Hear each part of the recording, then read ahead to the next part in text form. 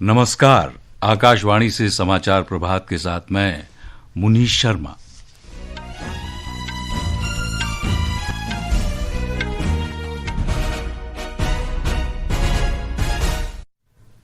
मुख्य समाचार।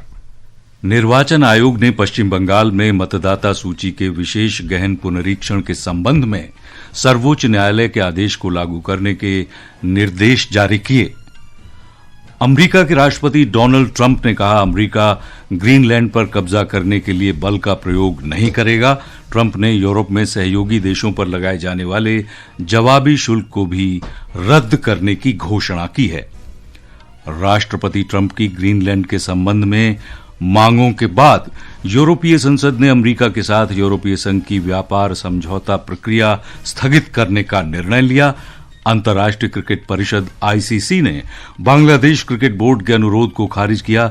बांग्लादेश के मैच भारत में निर्धारित कार्यक्रम के अनुसार ही खेले जाएंगे और भारत ने नागपुर में 5 मैचों की 2020 क्रिकेट श्रृंखला के पहले मैच में न्यूजीलैंड को 48 रन से हराया। और अब समाचार विस्तार से। निर्वाचन आयोग ने पश्चिम बंगाल में मतदाता सूची के विशेष गहन पुनरीक्षण एसआईआर संबंधी सर्वोच्च न्यायालय के आदेश को लागू करने के निर्देश जारी किए हैं। इसमें विसंगतियों और गैर मान्यता प्राप्त श्रेणियों के तहत नामों को सार्वजनिक रूप से प्रदर्शित करना अनिवार्य है और प्रभावित मतदाताओं को निर्धारित समय सीमा के भीतर दस्तावेज जमा करने और सुनवाई का अवसर भी प्रदान किया गया है। आयोग ने पश्चिम बंगाल के अधिकारियों को चल रहे एसआईआर 2026 से संबंधित सर्वोच्च न्यायालय के इस महीने के आदेश का सख्ती से पालन करने का भी निर्देश दिया है। विज्ञान और प्रौद्योगिकी मंत्री डॉक्टर जितेंद्र सिंह ने कहा है कि भारत अपने परमाणु ऊर्जा कार्यक्रम में निर्णायक मोड़ पर है, जहां सुधारों का उद्देश्य उच्चतम सुरक्षा मानकों को बनाए रखते हुए ऊर्जा सुरक्षा को मजबूत करना है। नई दिल्ली में पत्रकारों से बातचीत में श्री सिंह ने कहा कि सरकार हाल ही में पारित परमाणु कानून के अंतर्गत विस्तृत नियम बनाने की प्रक्रिया में है। नीति आयोग ने नई दिल्ली में सीमेंट, एल्यूमीनियम तथा लघु और मध्यम उद्यम एमएसएमई क्षेत्रों के लिए कार्बन उत्सर्जन कम करने की कार्य योजना पर रिपोर्ट जारी की। इस अवसर पर नीति आयोग के उपाध्यक्ष सुमन बेरी ने भारत के विकास में एमएसएमई क्षेत्र और सतत आर्थिक विकास की महत्वपूर्ण भूमिका का भी उल्लेख किया। मैं खास तौर पर 2 पहलुओं पर ध्यान देना चाहता हूँ, सूक्ष्म, लघु और मध्यम उद्यम और विकास। भारत की अर्थव्यवस्था लगभग 6.5% प्रति वर्ष की दर से बढ़ रही है। प्रति व्यक्ति आय की वृद्धि इससे थोड़ी तेज है, क्योंकि हमारी जनसंख्या वृद्धि दर साल 2000 से लगातार घट रही है, जो अपने आप में एक अच्छी और प्रभावशाली बात है। And that's an impressive performance. America के राष्ट्रपति डोनाल्ड ट्रंप ने कहा है कि वो ग्रीनलैंड पर कब्जा करने के लिए बल का प्रयोग नहीं करेंगे, लेकिन उन्होंने आर्कटिक द्वीप पर वॉशिंगटन को स्वामित्व दिए जाने की अपनी मांग दोहराई है। दावोस में विश्व आर्थिक मंच को संबोधित करते हुए श्री ट्रंप ने कहा कि वे ग्रीनलैंड के अधिग्रहण पर चर्चा के लिए तत्काल बातचीत शुरू करना चाहते हैं। ग्रीनलैंड डेनमार्क का एक अर्ध स्वायत्त क्षेत्र है। डेनमार्क अमेरिका का सहयोगी देश भी है। अमेरिका और डेनमार्क उन 32 उत्तरी अमेरिकी और यूरोपीय देशों में शामिल हैं जो नाटो नामक सैन्य गठबंधन बनाते हैं। ग्रीनलैंड का कहना है कि वो अमेरिका का हिस्सा नहीं बनना चाहता, जिसका द्वीप पर पहले से ही एक सैन्य अड्डा है। ट्रंप ने कहा कि अमेरिका ने ग्रीनलैंड के अधिग्रहण के लिए बातचीत शुरू की है, क्योंकि अमेरिका के अलावा कोई भी देश इसे सुरक्षित करने की स्थिति में नहीं है। राष्ट्रपति डोनाल्ड ट्रंप ने घोषणा की है कि उन्होंने ग्रीनलैंड पर अमेरिका के नियंत्रण को लेकर यूरोपीय देशों पर लगाए जाने वाले शुल्क को रद्द कर दिया है। ये फैसला नाटो प्रमुख के साथ आर्कटिक सुरक्षा से जुड़े भविष्य के समझौते के ढांचे पर सहमति के बाद लिया गया है। ट्रंप ने यूरोपीय सहयोगियों की आलोचना करते हुए ये कहा था कि नाटो को अमेरिकी विस्तारवाद को रोकने की कोशिश नहीं करनी चाहिए। राष्ट्रपति ट्रंप की ग्रीनलैंड के संबंध में मांगों के बाद यूरोपीय संसद ने अमेरिका के साथ यूरोपीय संघ की व्यापार समझौता प्रक्रिया को स्थगित करने का निर्णय लिया है। यूरोपीय संघ की संसद ने अमेरिका से आयात होने वाले कई सामानों पर लगने वाले आयात शुल्क हटाने से जुड़े विधायी प्रस्तावों पर बहस के दौरान ये फैसला लिया। ये प्रस्ताव जुलाई के अंत में स्कॉटलैंड के टर्नबेरी में हुए समझौते का एक अहम हिस्सा है। इसके अलावा अमरीकी लॉबस्टर पर शून्य शुल्क को जारी रखने का भी प्रस्ताव है। इन प्रस्तावों को यूरोपीय संसद और यूरोपीय संघ के सदस्य देशों की मंजूरी की आवश्यकता है। इस बीच अमेरिका के राष्ट्रपति डोनाल्ड ट्रंप ने दावोस में विश्व आर्थिक मंच को संबोधित करते हुए वैश्विक नेताओं से कहा है कि रूस और यूक्रेन दोनों युद्ध समाप्त करने के लिए तैयार हैं। ये समाचार आकाशवाणी से प्रसारित किए जा रहे हैं। ताजा समाचार जानने के लिए आप हमारे social media handle @AIR news Hindi को फॉलो कर सकते हैं।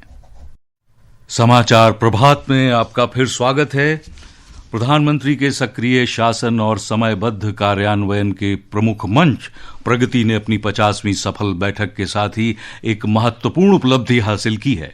प्रधानमंत्री नरेंद्र मोदी ने इसे वर्ष 2015 में शुरू किया था। इस विशेष श्रृंखला में आज हम चर्चा करेंगे हैदराबाद मेट्रो रेल परियोजना की। तेलंगाना की राजधानी हैदराबाद पिछले 2 दशकों में भारत की सबसे गतिशील महानगरीय अर्थव्यवस्थाओं में से एक के रूप में उभरा है, जो सूचना प्रौद्योगिकी, फार्मा, विनिर्माण और सेवाओं में तेजी से बढ़त के कारण हुआ है। हैदराबाद मेट्रो रेल परियोजना को शहर के लिए एक भरोसेमंद, कुशल और टिकाऊ शहरी गतिशीलता प्रदान करने के लिए शुरू किया गया था। हैदराबाद मेट्रो के प्रथम चरण में 69.2 किलोमीटर में फैले 3 कॉरिडोर शामिल हैं। 30 दिसंबर 2015 को प्रधानमंत्री नरेंद्र मोदी की अध्यक्षता में प्रगति के तहत इस परियोजना की उच्चतम स्तर पर समीक्षा की गई। प्रधानमंत्री ने यह सुनिश्चित करने के लिए कई निर्णायक निर्देश जारी किए कि संस्थागत और वित्तीय बाधाएं परियोजना में रुकावट न डाले। प्रोजेक्ट के PPP स्ट्रक्चर को देखते हुए तेलंगाना सरकार, आर्थिक मामलों के विभाग और शहरी विकास मंत्रालय को मेट्रो की सुचारू और समय पर शुरुआत सुनिश्चित करने के लिए मिलकर काम करने के निर्देश दिए गए। इससे कई एजेंसियों के बीच समन्वित प्रयास हुए। इन प्रगति संचालित हस्तक्षेपों ने परियोजना के एक महत्वपूर्ण चरण में स्पष्टता और गति प्रदान की। नतीजतन हैदराबाद मेट्रो सभी 3 कॉरिडोर में समन्वित तरीके से आगे बढ़ पाई, जिसमें लगातार सेक्शन चालू होते गए। इस तेजी से यात्रियों को आकर्षित किया। हैदराबाद मेट्रो ने शहर के कुछ सबसे भीड़ भाड़ वाले कॉरिडोर पर यात्रा के समय को काफी कम कर दिया है, सुरक्षा में सुधार किया है और एक भरोसेमंद विकल्प प्रदान किया है। अनुपम मिश्र, आकाशवाणी समाचार, दिल्ली। दिल्ली यातायात पुलिस ने बताया है कि आज विजय चौक पर होने वाले बीटिंग रिट्रीट समारोह के पूर्वाभ्यास के कारण नई दिल्ली के कुछ हिस्सों में यातायात प्रतिबंध लागू रहेंगे। विजय चौक पर शाम 4 से 6:30 बजे तक के लिए यातायात बंद रहेगा। कृषि भवन से विजय चौक की ओर रायसीना रोड पर भी वाहनों की आवाजाही प्रतिबंधित रहेगी। छत्तीसगढ़ में रायपुर साहित्य महोत्सव कल से शुरू होने जा रहा है। 3 दिन के इस साहित्यिक महोत्सव में देश भर के कई प्रख्यात लेखक, कवि, कथाकार, कलाकार और रंगकर्मी भाग लेंगे। ब्यौरा हमारे संवाददाता से। रायपुर में कल से शुरू हो रहे 3 दिवसीय साहित्यिक महोत्सव का उद्देश्य छत्तीसगढ़ की साहित्यिक और सांस्कृतिक विरासत को सहेजना और उसे एक व्यापक मंच प्रदान करना है। छत्तीसगढ़ साहित्य अकादमी के अध्यक्ष शशांक शर्मा ने बताया कि इस महोत्सव के दौरान कुल 42 सत्र होंगे। कुल 42 सत्र होंगे अलग अलग विषयों पर, जिसमें 120 से अधिक विचारक, चिंतक और साहित्यकार, लेखक उसमें शिरकत करेंगे, जिसमें देश भर से आने वाले साहित्यकारों की संख्या 58 है और हमारे प्रदेश के ही साहित्यकार 60 से अधिक की संख्या में हैं। इस साहित्यिक उत्सव में राज्य के विभिन्न स्कूलों और कॉलेज के विद्यार्थी भी शामिल होंगे। इस तरह से यह उत्सव युवा पीढ़ी को साहित्य, भाषा और संस्कृति से जोड़ने की दिशा में महत्वपूर्ण भूमिका निभाएगा। विकल्प शुक्ला, आकाशवाणी समाचार, रायपुर। और अब खेल जगत की हलचल के साथ हैं मुकेश कुमार बल। जी मुनीश, खेल खबरों में सबसे पहले बात क्रिकेट की। अंतर्राष्ट्रीय क्रिकेट परिषद आईसीसी ने बांग्लादेश क्रिकेट बोर्ड बीसीबी के 2020 विश्व कप मैचों को श्रीलंका में कराने के अनुरोध को खारिज कर दिया है। आईसीसी ने कहा कि मैच निर्धारित कार्यक्रम के अनुसार ही होंगे। आईसीसी ने कहा कि भारत में टूर्नामेंट के किसी भी स्थल पर बांग्लादेश के खिलाड़ियों, अधिकारियों या प्रशंसकों की सुरक्षा का कोई खतरा नहीं है। बांग्लादेश को अपनी भागीदारी की पुष्टि करने के लिए कल तक का समय दिया गया था। आईसीसी बोर्ड ने उन्हें अपना पक्ष रखने के लिए एक और दिन का समय दिया है। यदि बांग्लादेश टूर्नामेंट से हटने का फैसला करता है तो मौजूदा रैंकिंग के अनुसार स्कॉटलैंड बांग्लादेश की जगह ले सकता है। और भारत ने कल नागपुर में 5 2020 मैच की क्रिकेट श्रृंखला के पहले मुकाबले में न्यूजीलैंड को 48 रन से हरा दिया। इस जीत के साथ भारत ने श्रृंखला में 1-0 की बढ़त बना ली है। श्रृंखला का दूसरा मुकाबला कल रायपुर में शाम 7 बजे से खेला जाएगा। इसके अलावा महिला प्रीमियर क्रिकेट लीग में आज यूपी वॉरियर्स का सामना गुजरात जायंट से होगा। वडोदरा में ये मैच शाम 7:30 बजे से शुरू होगा। और मुनीश, अगर बात करें बैडमिंटन की तो इंडोनेशिया मास्टर्स बैडमिंटन टूर्नामेंट के पुरुष सिंगल्स में आज लक्ष्य सेन का मुकाबला हांगकांग के जेसन गुनावन से होगा, जबकि किदाम्बी श्रीकांत चीनी ताइपे के चाओ टिएन चेन के सामने चुनौती पेश करेंगे। महिला सिंगल्स में पीवी सिंधु का सामना डेनमार्क की लाइन कर्जर्सफेल्ड से होगा। वहीं पुरुष डबल्स में भारत के अर्जुन मदाथिल रामचंद्रन और हरिहरन अम्सकरुणन की जोड़ी मलेशियाई जोड़ी से खेलेगी। जी मुनीश, खेलों की दुनिया से बस आज जितना ही। शुक्रिया मुकेश। मौसम विभाग ने आज जम्मू कश्मीर, लद्दाख, गिलगित बल्तिस्तान और मुजफ्फराबाद के कुछ इलाकों में तेज बारिश और आंधी तूफान का अनुमान व्यक्त किया है। पूर्वी राजस्थान, हरियाणा, चंडीगढ़, दिल्ली और हिमाचल प्रदेश के कुछ हिस्सों में आज आंधी तूफान और तेज हवाएं चलने की संभावना है। अंडमान और निकोबार द्वीप समूह में भी दिन के दौरान ऐसी ही स्थिति रह सकती है। गृह मंत्री अमित शाह ने स्वतंत्रता सेनानी ठाकुर रोशन सिंह की जयंती पर उन्हें श्रद्धांजलि अर्पित की है। सोशल मीडिया पोस्ट में श्री शाह ने कहा कि असाधारण वीरता और साहस से ठाकुर रोशन सिंह ने ब्रिटिश शासन की नींव हिला दी थी और युवाओं को संगठित होकर सशस्त्र क्रांति के लिए प्रेरित किया था। और अब आज के समाचार पत्रों की सुर्खियों के साथ हैं फरहत नाज। धन्यवाद मुनीश। देश की राजधानी से प्रकाशित लगभग सभी हिंदी समाचार पत्रों ने अरावली क्षेत्र में अवैध खनन रोकने के लिए सर्वोच्च न्यायालय के सख्त रुख को सुर्खियों में जगह दी है। अमर उजाला ने समाचार को शीर्षक दिया है, अरावली में अवैध खनन से अपूर्णीय क्षति हो सकती है, गठित होगी विशेषज्ञ समिति। दैनिक जागरण की सुर्खी है, अरावली अवैध खनन से हो सकती है अपूर्णीय क्षति, बनेगी जांच समिति। देशबंधु और हिन्दुस्तान ने 2031 तक बढ़ाई गई अटल पेंशन योजना के समाचार को प्रमुखता से प्रकाशित किया है और पंजाब केसरी के पहले पन्ने पर भी ये समाचार विस्तृत विश्लेषण सहित प्रकाशित किया है।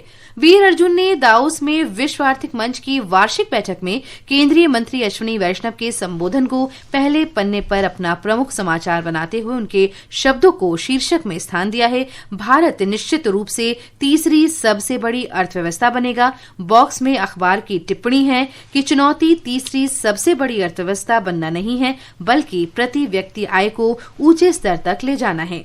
नवभारत टाइम्स ने अपने संपादकीय में अगले महीने से शुरू होने वाले T20 वर्ल्ड कप से अपने आइडियल रवैये के कारण बाहर होने की कगार पर खड़ी बांग्लादेश क्रिकेट टीम के बारे में लिखा है कि बांग्लादेशी खिलाड़ियों के बयान बताते हैं कि वे विश्व कप में खेलने के इच्छुक हैं, लेकिन ऐसा लगता है कि उन्हें अपनी आंतरिक राजनीति की कीमत चुकानी पड़ेगी। पत्र खेल को खेल भावना के साथ देखने की अहमियत पर बल देता है। पत्र ने अपने संपादकीय को शीर्षक दिया है, खेल का नुकसान।